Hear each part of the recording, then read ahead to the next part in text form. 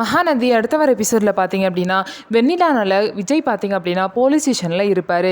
வெண்ணிலா பண்ண பிரச்சனைனால விஜய் வந்து போலீஸ் ஸ்டேஷனில் இருக்கப்போ காவேரி வந்து விஜயை பார்க்கறதுக்காக ஸ்டேஷனுக்கு வருவாங்க. அந்த நேரம் பார்த்து அங்கே வெண்ணிலாவும் வருவாங்க.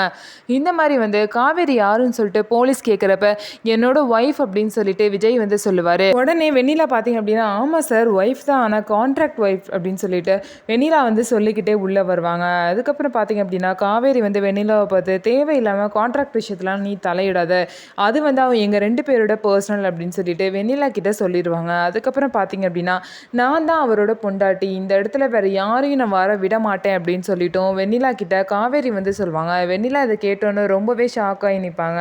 இதுக்கப்புறம் பார்த்தீங்க அப்படின்னா வெண்ணிலா வந்து நீ என்ன தான் வந்து பேசினாலும் பரவாயில்ல, ஆனால் நான் வந்து விஜயை வந்து கல்யாணம் பண்ணாமல் விட மாட்டேன்னு சொல்லிட்டு ரொம்பவே வந்து கான்ஃபிடென்ட்டாக இருப்பாங்க. ப்ரெஸ்ஸில் இருந்து எல்லாரும் வந்துடுவாங்க. இங்கே பாருங்கள் விஜயோட கான்ட்ராக்ட் ஒய்ஃபும் இங்கே தான் நிற்கிறாங்க, விஜயை கல்யாணம் பண்ணிக்க போகிறேன்னு சொல்கிற வெண்ணிலாவும் இங்கே தான் நிற்கிறாங்க, வாங்க என்ன நடக்க போகுதுன்னு பார்க்கலான்னு சொல்லிட்டு ரொம்ப ஆர்வமாக வந்து நியூஸில் காமிச்சிட்ருப்பாங்க.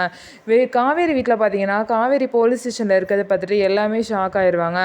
இவன் வந்து அங்கே ஸ்டாலில் இருக்கேன்னு சொல்லிட்டு அவன் ஏமாற்றிட்டு போலீஸ் ஸ்டேஷன் போயிருக்கா பாரு, வா போகலாம் அப்படின்னு சொல்லிட்டு காவேரி வீட்டிலேருந்து எல்லாரும் கிளம்பி போலீஸ் ஸ்டேஷனுக்கு வருவாங்க. அங்கே பார்த்தீங்க அப்படின்னா காவேரி வீட்டிலேருந்து எல்லாரும் வந்துடுவாங்க. அது மட்டும் இல்லாமல் விஜய் கிட்ட வந்து ரொம்பவே வந்து கேள்வி கேட்டு ப்ரெஸ்லேருந்து ரொம்பவே டார்ச்சர் பண்ணுவாங்க. அது மட்டும் இல்லாமல் காவேரி கிட்டேயும் தேவையில்லாத கொஷின்ஸ்லாம் கேட்பாங்க.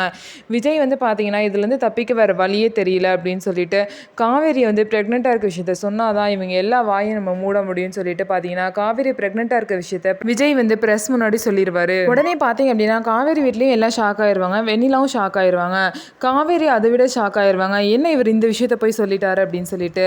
இதுக்கப்புறம் சாரதா வந்து என்ன முடிவெடுக்க போகிறாங்க, வெண்ணிலா வந்து என்ன முடிவெடுக்க போகிறாங்க அப்படிங்கிறத பொறுத்திருந்து பார்க்கலாம். நம்ம வீடியோ உங்களுக்கு பிடிச்சிருந்தா நம்ம வீடியோவை லைக் பண்ணிக்கோங்க. அதுக்கப்புறம் மறக்காமல் நம்மளோட சேனலை சப்ஸ்கிரைப் பண்ணிவிட்டு பாருங்கள்.